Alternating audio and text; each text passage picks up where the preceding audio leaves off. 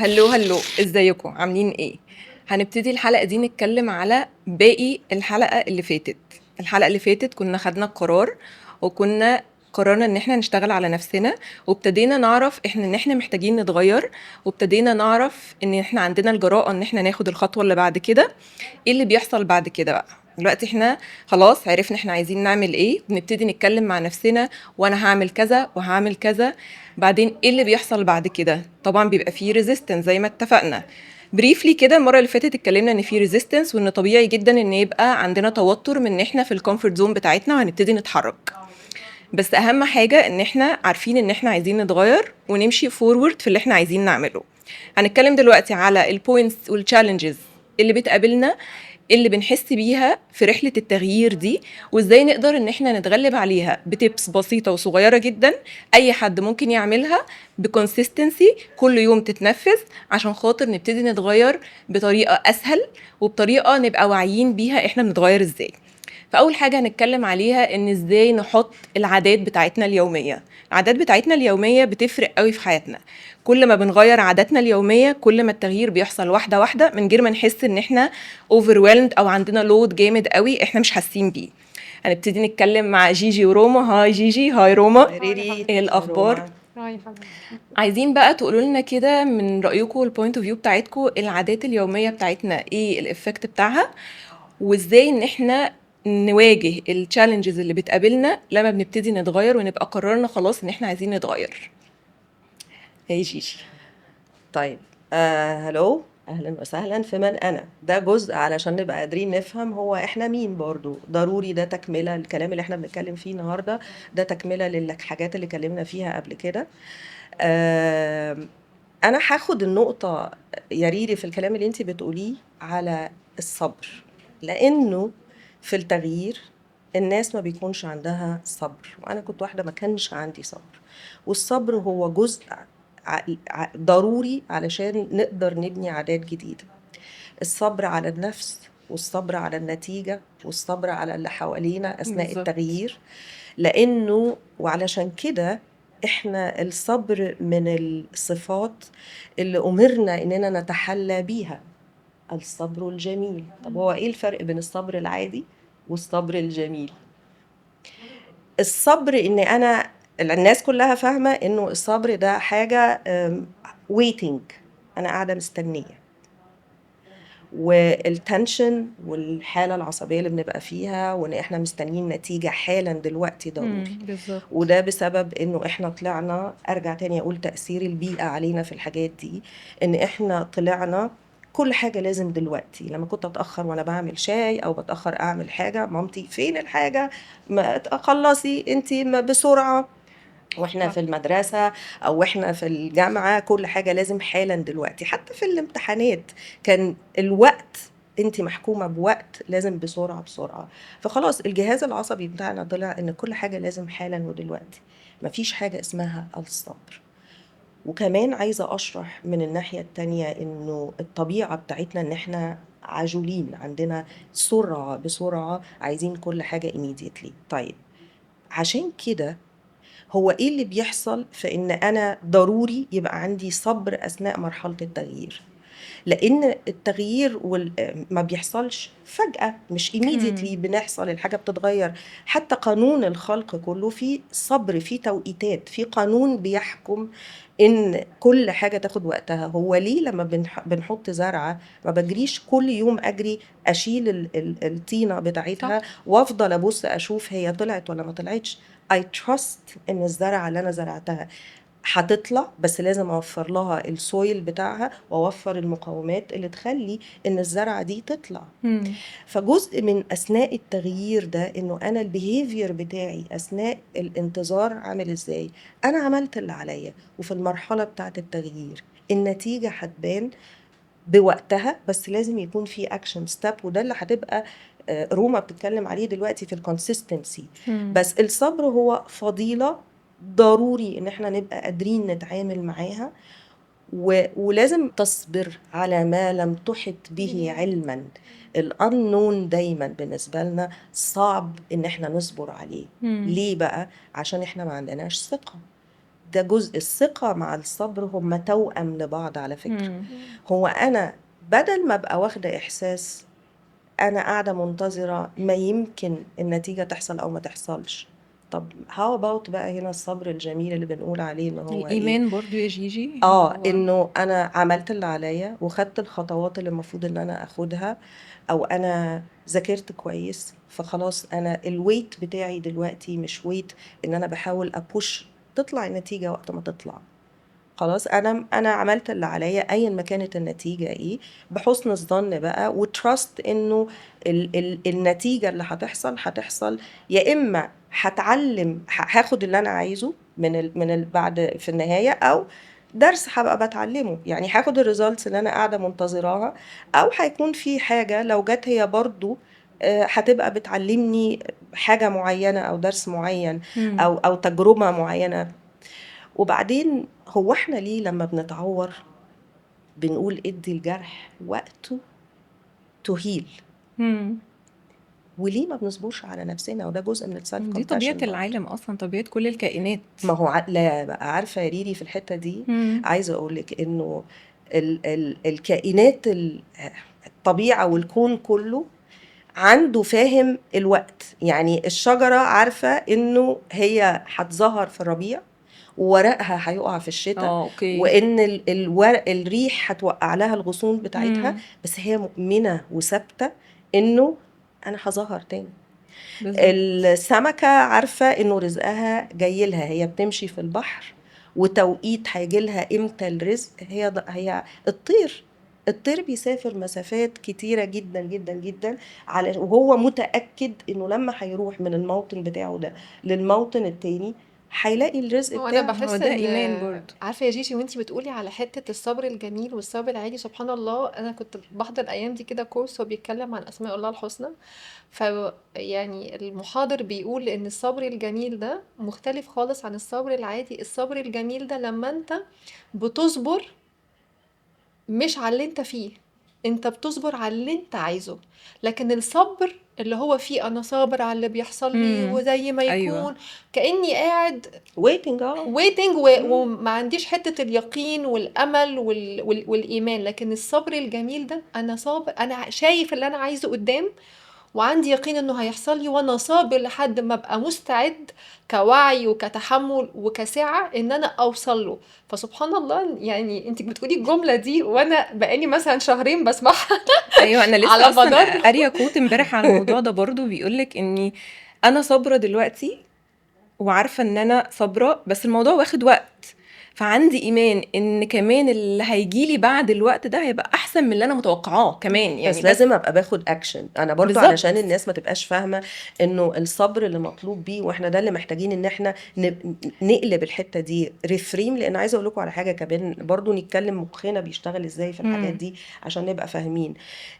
البرين ساينس بتاعنا بيقول ان المخ بيبروجكت وبيبروتكت، يعني بيفضل يتوقع اللي اللي هيحصل هيحصل. ومهمته زي ما قلنا قبل كده ان هو يحافظ علينا. طيب ما نقدرش نديله حاجه في الفاكيوم برضو، يعني ما يبقاش شايف ان انت اللي انت بتعمليه ده هو احتماليات انه وات اف ممكن ما يكونش ليه نتائج.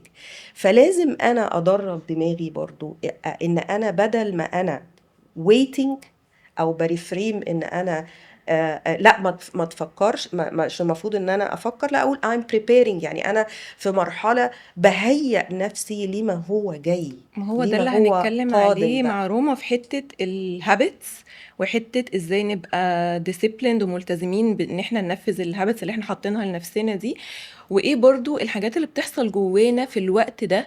واللي هو الناس دلوقتي بتقعد تقول ايه، انا ساعات بصحى مش موتيفيتد، انا مش عندي كده الحماس ان انا اعمل الحاجة اللي انا مقرر ان انا كل يوم هعملها. طب ايه نعمل ايه في الحاجات دي، وايه الستبس اللي تتعمل اللي بنواجهها جوانا تساعدنا ناخد التبس اللي الناس تعملها. وانتي بتقولي دلوقتي الكومنت ده افتكرت فيلم بتاع احمد مكي استاذ غسان يقول لك اعمل الصح. ايوه. ايوه يعني اعمل ايه يا استاذ غسان؟ اعمل الصح. ايوه. يا جماعه الصوت ده بجد والله على طول في دماغي، اعمل الصح. ايوه ما انا عايزه اعرف ايه هو الصح. ما انت ماشي تمام انا عرفت. السؤال ده بقى بيسالني كتير جدا، وانا اكتر حد كنت سالته لنفسي. تمام انا عرفت ان انا يا ستي وحشه في ده وده بالظبط. وبعمل ده غلط وبعمل ده، اعمل ايه بقى؟ ها ها. هو والله من my experience very humble experience المتواضعة جدا، اتقال لي ان لما تعملي اي physical workout، تنزلي تتمشي، تعومي، تخرجي، تعملي اي حاجة فيها حركة، مع الوقت هتحسي ان انت كويسة. وقت ما انت متضايقة او وقت الزعل تبقي مش عايزه تعملي حاجه خالص، زي ما تقولي كده انا قاعده على الكنبه بقوم بالظبط. بالسرير بالعافيه. لو حد بيشتغل كل يوم الصبح، طب اروح اقدم استقالتي؟ يعني انا فاكره السؤال ده الصحيان بدري يا ربي معروف. انا هقدم له النهارده استقالتي، انا هروح اقدم استقالتي النهارده. فاكره السؤال ده لما كنت بواحد ايام كنت بشتغل في البنك. ففعلا بتبقي فاقده تماما حته الحماس، او انك الشغف تبقي والباشن. خالص كل ده بيبقى واقع خالص. فاللي انا كنت بعرف اعمله، عشان كده بقول ان كل واحد فينا مختلف عن التاني، له ابروتش بيرتاح معاه.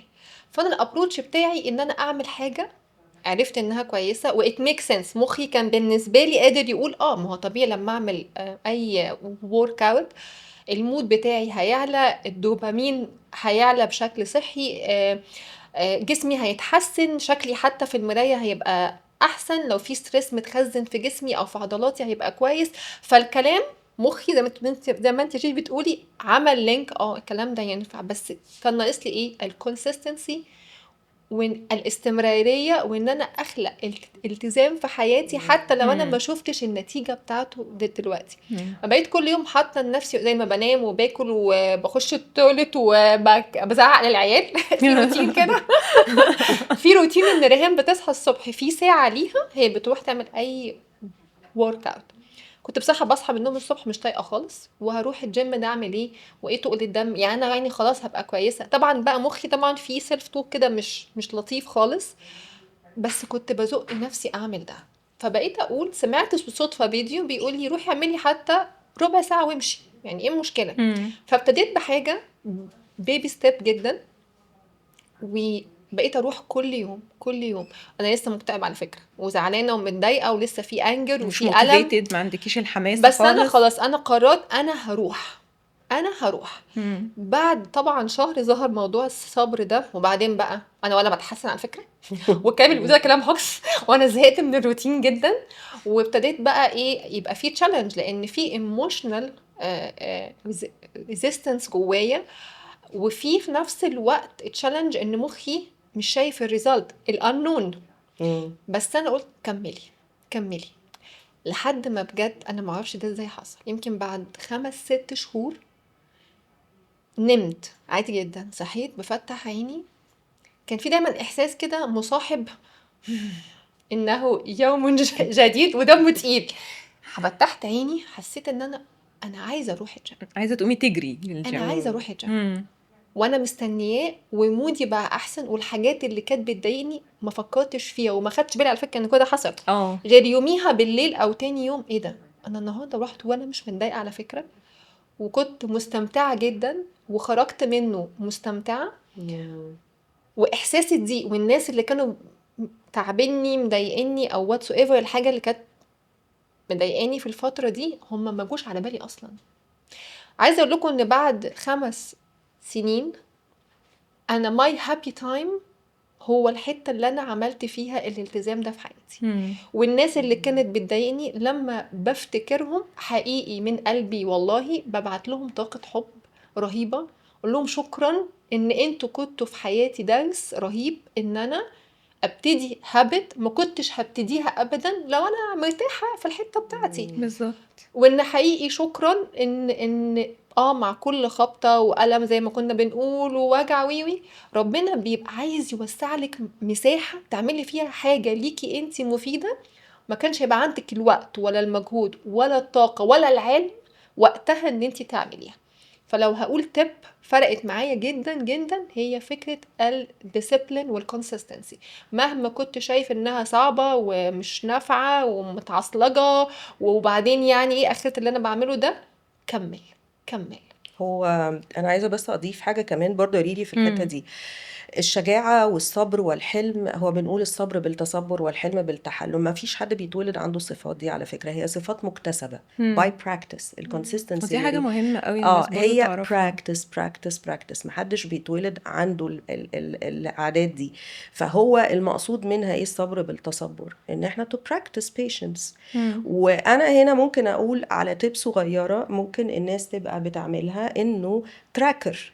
يعني انا اجي ابص اشوف كده في اليوم بتاعي النهارده هو ايه المواقف اللي مرت عليا انا ما كنتش صبور فيها او ما كنتش consistent فيها. ليس جلدا للذات في حاجه، قد ما هو ساعات المخ لما بيشوف قدامه الحاجه كده اهو واحنا ماشيين، اقدر اعرف البيهيفير بتاعي شكله ايه، التصرفات بتاعتي شكلها ايه، فين انا هنا كان المفروض ان انا اكون ابقى عندي مع الصبر ثقه، وفين انا ما صبرتش وخدت حاجات رجعتني 10 خطوات ورا. ما اقصدش بده ان الناس تجلد الذات بتاعتها، بس اللي بقصده انه مهم في يعني مهم نبقى شايفين احنا بناخد اكشنز انت ازاي. قصدك يا جيجي يعني مثلا بالليل قبل ما الناس مثلا ما تنام انها تعمل ريفليكشن على اليوم بتاعها، ايه اه المواقف اللي او ممكن الصبح، في ناس بتبقى ليليه انا اكتر. بحب الصبح بصراحة. ليه انا انا كده برضو. بفضل الصبح كمان؟ وانا عايزه اقول حاجه مهمه، لان في ناس كتير ما بتعرفش تنام بالليل. لو احنا قعدنا حطينا، وفي ناس بتقعد تعمل الكلام، يعني في ناس ما بتعرفش تنام بالليل لانها بتبقى قاعده بتفكر في اليوم كله، فممكن تاخد اللاجج بتاعت اليوم كله معاها وتنام بيه وهي داخله وتصحى تنام، فما heavy. يكون النوم مش ديب ويكون النوم مش وبيصحوا كويس، فعلا بمود وحش تعبانين جدا. ومرهقين. انما لو انا صاحيه الصبح عمال اقول هو امبارح كده ريفلكشن، ايه المواقف اللي انا ما كنتش صبوره فيها؟ طب ايه خطوه واحده النهارده اقدر اعملها؟ صحيح مش هغير حاجه، بس انا عرفت ان انا ما كنتش صبوره، فانا لازم ابقى صبوره مع نفسي بقى النهارده شويه وما بقاش بجلد ذاتي. طب ايه الموقف، محتاجه اعمل ايه؟ وابص في خلال 10 ايام بعد كده على المواقف المختلفه. ما هو احنا اللي صعب ان احنا نقدر نغير حاجه او نبني عاده جديده لو احنا مش عارفين الانو، يعني خلاص الحاجه اللي بقت نون نقدر نتعامل معاها، اللي مش الحاجه اللي هي لسه انون ما نعرفه لازمه، يعني خلاص احنا بالظبط. ومن ذاق عرف. بس فهي خلينا في الحتة دي نتكلم على حتة بقى كتشالنج بقى في دماغنا احنا. في حاجات كتير قوي يا جيجي بتقابلنا حتى لو انا عارفة ان دي الستبس اللي انا هعملها، وانا واحده من الناس اللي تعرضت لده كتير قوي مده طويله يعني. عرفت الديسيبلين، عرفت ان انا لازم اتمرن. لما خدت كورس اليوجا كل الكلام practice and all is coming. لازم تحطيها هابت في حياتك. البريذنج مش بس موفمنت، يعني هابتس عامه في حاجات كتيره. ان انا اصحى بدري، مثلا كنت بصحى متاخر. ان انا زي ما انتي بتقولي ممكن اعمل جورنال قبل ما انام عشان خاطر الات جو اوف الهافينس اللي عندي قبل ما انام. بس هنا بيطلع بقى بوب ابس كده في الدماغ، حاجه اسمها الانر دايلوج اللي جوانا والسيلف توك، اللي بيبقى متحكم فيه اكتر الهيستوري بتاعنا. ما نبقاش دلوقتي اتولدنا من جديد، في حاجات بقى قديمه كتير قوي جوه الواحد بتبقى ستك جوانا، مش فاهمينها ومش فاهمين الافكار دي بتجيلنا ليه. طب انا عرفت وعايزه اعمل كده، بس لا، في حاجات بتوقفني. زي ايه؟ مثلا الليميتنج بيليفز بتاعتنا. مثلا انا بالنسبه لي في اليوجا خدت الكورس، كنت ما بتمرنش بقالي كتير قوي، 3/4 الحاجات مش عارفه اعملها، عندي انجريز، بتوجع في كل حركه بعملها. حصل لي انجري جوه الكورس اصلا، فاللي هو عضلاتي كلها شاده وقفشه ومش فاهمه في ايه. وبعدين وجع. طيب وقفت مع نفسي، طب انتي هتكملي كده ولا هتعملي ايه؟ طب انتي قادره اصلا؟ يا بنتي انتي فاكره نفسك مين يا بنتي؟ انتي عندك انجريز قد كده وعماله رايحه جايه على الدكاتره وام ار اي ومش عارفه ايه، رايحه تعملي ما ايه؟ شافش ده الكلام الداخلي اللي حصل لي فعلا. شفت بس العلاج. كملتي، ايه اللي بالظبط. خلاكي ما هو تكملي؟ ده اللي انا بقى بقوله، احنا في كلام طبيعي يا جماعه، عايزه اقول للناس طبيعي ان يبقى عندنا التوكس دي. مش معنى ان انتوا شايفين ان احنا بنعمل كده وريهام كونسيستنت وبتتمرن كل اليوم، لا، ان ما بيجيلهاش الستراجلز دي جواها كلنا. وبتقعد تقول انا مش قادره، انا موجوعه. طب ايه المشكله اما اقعد على الكنبه النهارده؟ ايه المشكله مش قادره اعمل كذا؟ ومش بس كمان في الرياضه، حتى في المواقف في السوشيالايزنج مع الناس، في الايفنتس اللي واحد نازل يقابل. انا واحده من الناس زي ما انتوا عارفين من قبل كده قايله كنت مقفوله قوي، فاللي هو ما بقاش حابه انتروفيرت اكتر. فاللي هو قبل اي ايفنت اقعد اقول لنفسي ما بلاش بقى، ما تخليكي قاعده، مش لازم تروحي، مش لازم تعملي. هنا لازم يبقى في وقفه مع نفسنا، ومش لازم نقف في الوقفه دي مده طويله. يعني انا اللي عملته فعلا فروم اكسبيرينس في الحته دي، ان انا للحظات كده انت بتعملي ايه؟ انت بترجعي تاني للي انت كنت فيه. لا، ستوب هير and take action immediately. دلوقتي حالا هتاخدي action. لو مثلا ايفنت انت لازم تردي عليه accept ولا decline، انا هاكسبت. اللي يحصل بعد كده انا عارفه ان انا هتعامل معاه. انا لازم افهم ان انا قادره ان انا اعمل ده، حتى لو دماغي كل شويه عماله بترجعني لورا وبتقول لي لا ما تروحيش، لا ما تعمليش، لا ما تتمرنيش. لو كلاس انتنس عايزه اروحه، لا هو انا هقدر اكمله للاخر. ودي حاجه من الحاجات المهمه برضه، ان مش لازم نقارن نفسنا وان لازم تبقي في قالب معين تعملي اللي لازم يتعمل عشان يبقى اسمك انك شاطره. وده برضو بيجي لنا في التفكير ايه، fear of failure، اللي هو ايه، طب ما انا ممكن اروح ما اعرفش اتمرن للايه، ايه المشكله ما تعرفيش تتمرني للاخر، عادي، اكسبتي ان احنا بني ادمين. هنا يخش حته الكومباشن مع نفسنا، حته ان احنا لازم نبقى عندنا حته ان احنا بالراحه على نفسنا، وان احنا بني ادمين، وان احنا نلات جو اوف فكره البرفكشنزم، ان لازم كل حاجه تبقى بيرفكت لان احنا بني ادمين. الكمال لله وحده، لا احنا بني ادمين طبعا ما بس عندنا جيجي احنا نواقص. اتربينا على حته ان انت لازم تعملي الحاجه بالمظبوط. ما هو علشان عشان طلع انك تغلطي الفيلير ده عيب وتبقيش حد مش ناجح. بالظبط. يعني انا بس النقطه اللي بتقوليها برضو مهمه قوي ان احنا نسترس عليها برضو يا ريري، ان مع التغير الستبس اللي خدتيها هي محتاجه ايدنتيتي شيفت. احنا بنغير الشخص اللي يعني لن يتم تغيير لو فضلنا على نفس الشخص اللي ما كنا عليه، لانه الشخص اللي ما كنا عليه كانت نتائجه مش احسن حاجه. يبقى مع الكونسيستنسي ومع الانر توك ومع الصبر ومع الحاجات دي كلها، نقطه مهمه ان الشخصيه بتتغير. هو لازم يبقى بالتدريج. الايدنتيتي متغيره بالظبط. علشان الايدنتيتي الناجحه.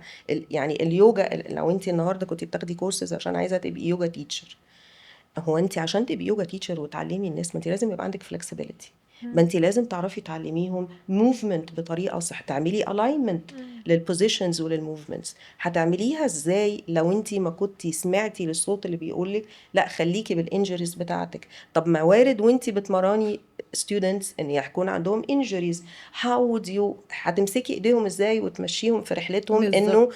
trust yourself trust your body، الكلام ده كله. على فكرة دي كانت learning experience. الانجريز بتاعتي دلوقتي، يعني انا لسه من قريب مثلا من سنة كده وقعت وقعة واتجبست وبتاع، كنت مضايقة جدا لان انا وصلت لحتة معينة، ايه ده انا هقعد مش هتحرك. وجيجي كنت بكلمها احكي لها عن الموضوع ده، كنت زعلانة قوي، اللي هو ايه ده انا هقعد ازاي، طب انا قعدت كل اللي عملته ده هيضيع، طب انا هرجع اتوجع تاني، ما انا هرجع اتعب تاني. اكتشفت بعديها لما قعدت عملت ريفلكشن والقعده، حسيت ربنا عايز يقعدني لوحدي كده، اقعدي بقى كده تكني، ما تتحركيش وما تتعبيش نفسك، وتهدي بقى، والناس بقى هي اللي تساعدك، يعني اهمدي كده شويه. لو قعدت مع نفسي لقيت ان هي اتس بليسنج اكتر ما هي حاجه وحشه. علمتني اخد بالي من جسمي ازاي، علمتني ان اقدر ان وارد ان يحصل لي حاجه زي كده، علمتني ان انا وانا بتيتش الناس كمان ان انا افهمهم ان عادي ان يحصل حاجه زي كده. انت هتسمحي لنفسك انك في اوقات يا جماعه انا تعبانه وضعيفه. وعلى فكره دي حاجه مهمه جدا محتاجه الناس تبقى عارفاها، ان مثلا انا اخدت حاجه وقلت ان انا عايزه اشتغل عليها، تمام، حققت فيها نتائج حلوه، تمام، اوعى تفتكر ان النتيجه دي ثابته. لا، بالظبط. انت غالبا هتاخد مطب حلو وهتقع تاني على جدور رقبتك هو ده اللي حصل معايا عادي خالص. ايوه بالمعنى الحرفي. طبيعي الحياه يا جماعه، فانت لازم الحياه تبقى كده. عارف ان مع كل مطب انت بتاخده انت محتاج تعمل بوز. فعشان انت ما عندكش وعي اوقات وبتروح ورا الحياة وورا الانشغالات بتنسى تعمل البوز ده، بس في رب كريم عارف انك محتاج تعمل بوز. بتبقى ساعتها بالنسبة لنا قاسية شوية، بس انت محتاج تقعد وتشوف طب اللي انا عملته والنتيجة اللي انا حققتها هي دي، ولا في حاجة تانية ديبر اكتر محتاجة اشتغل عليها، وان دي كانت مجرد قشور مهمة جدا ابتدي بيها بس خلاص it will not serve you في الفترة اللي جاية. محتاج تعمل تاني اعادة تقييم بالظبط. للموقف بتاعك. انا بقى همشي كده تاني ولا وان هحول ربنا يمين؟ ليه حكمه لما بيدينا دايما الخبطات دي، دايما هي ما بتبقاش عشوائيه يعني. هو داخل فيها اختياراتنا برضو. انا مش عايزه ارمي، يعني مش عايزه اقول انه يعني برضو اللي بيحصل ما هو اختياراتنا بتسبب بعض الحاجات، بس مش هندخل في الحته دي. فانا بس نقطه برضو مهمه في اللي ريهام بتقوله هنا، روما بتقوله مهمه قوي، انه هل هفضل متمسك بحلمي واللي عايزه احققه regardless الخبطات دي الخبطات اللي صح. بتيجي، ولا هرفع ايدي في الهواء الثرو، يعني زي ما مم. بنقول throw your انا hands in وقعت the خلاص air، بقى، انا ما ومش ينفعش ارجع لعبة. تاني. مش بالظبط. لعبة خلاص، لا لا لا لا لا، انا هرجع بقى تاني، انا احلام ايه اللي انا عايزة اعملها، يوجا ايه، سبيكر ايه. يعني انا بالنسبة لي قعدت لما لقيت نفسي مرة بنهج شوية وانا بتحرك، قلت طب هو انا ازاي عايزه ابقى بدي ورك شوبس وبدي على ستيجز بعمل سبيتشز وانا بنهج؟ شكلها ايه الست الموتيفيشن الانسبيريشنال دي اللي بتنهج وهي ماشيه على مسرح؟ فاهمه ازاي؟ كومباينيشن مش مظبوط خالص. اوكي، يبقى ده الدافع بقى بتاعي، ان هنا الكونسيستنسي بتاعتي جت من ايه؟ لا، انا حلمي ان انا اول امرأة عربية تقدر تقف على مسرح او على ستيج تبقى inspirational او motivational، تعمل وعي وادراك هتحرك ازاي لو انا صحتي بنهج. ساعات بيعمل يبقى ده حته مهمه قوي يا جيجي، ان ساعات محتاجين احنا حاطين نيه، بس ساعات ربنا بينورلك وانتي في رحلتك وانتي ماشيه بتحطي حاجات تانية جديدة، فما تبقاش فعلا برضو انت متزمت بحاجة واحدة بس، لا محتاج تبقى وهي فاتح دي عينك الاختيارات وشايف برضو. شايف هي ان دي لا الاختيارات اللي اوقات تحتاج بتغير. حاجات تانية. من الحاجات يا جيجي وياهم اللي انتوا قلتوها بالنسبة لي كانت صعبة جدا في وقت الالتزام، او ان انا اخلق عادة كل يوم، هي فكرة ان انا بحط احلام هي كبيرة. انا عايزة مثلا، حد مثلا عايز يخس مثلا، انا هخس 20 كيلو في شهر. ايوه حضرتك ازاي؟ ما يعني بس تعالي نحسبها مع لازم بعض، نبقى حضرتك انت قد ايه؟ واقعيين. لازم يبقى الموضوع واقعي برضه. اه مع ان برضه ولا دريم بيج وين. مهمة برضه، بس دريم دريم بيج give بيج، yourself بس time. ما تبقاش بالظبط يعني، كده. تبقى مدي لنفسك وقتك ويبقى عندك صبر، بس في نفس الوقت تبقى حاطط بيبي ستيبس. بدل ما اقول انا عايزه اخس 20 كيلو، انا ممكن اخس 2 كيلو وهحاول اديهم مثلا على حسب وزني وجسمي وهرموناتي وحياتي، اقول لا ممكن ال 2 كيلو دولت اخسهم في 3 اسابيع شهر، بس اتليست هخسهم وهبقى ثابت عليهم، احسن ما اخد هيبقى سترايك وصلت ل 20 كيلو كان نفسي فيهم، بس في 5 دقايق اكلت أرجعهم اكله وحشه تاني. 3 ايام. فبرضه دي مهمه جدا. مم. الستيب التانية المهمه جدا اللي فرقت معايا قوي في فكره ان انا اخلق التزام في حياتي، هو اني حاطه نيه انا شايفاها كل يوم. انا بصحى اجدد النيه بتاعتي، بريست ماي انتنشن، والانتنشن دي ممكن تختلف على حسب انا النهارده، يعني انا مثلا ايه عايزه ابقى زي ما انتي جيجي قلتي، ابقى سبيكر وابقى خطيره تمام، بس في نيه جديده ظهرت لي ان عايزه اهتم بصحتي، فبقى عندي انتنشن بحط دماغي فيها كل يوم الصبح. فلما بحس ان انا I'm losing بقى كده the interest، وان انا مش حاسه بتحفيز جوايا، مم. افتكري النية، حطي عليها هايلايت، وهي دي اللي هتزقك لقدام. النية صح. والحلم. النية الحلم والحلم والحلم طبعا هو اللي بنروح له، يعني هو ده الغاية اللي بنوصل لها، الهدف يعني. والحاجة التالتة اللي هقولها فرقت معايا قوي، ان آم، بجد كل واحد فينا عنده الباكج بتاعته. انتي لما قلتي يا ريهام حتة الكومباريزن، طبيعي انتي لما تخشي اي مجال شغل عايزة توصلي لاخره، عايزة تبقي احسن واحدة في الحتة بتاعتك، بس انتي لازم تبقي عارفة انك جاية بحمل في باكج شايلاها على كتافك. فممكن الباكج على حسب هي تقيلة قد ايه وكبيرة قد ايه ووجعاكي برضو انتي قد ايه، احترمي ده جواكي وخدي وقتك.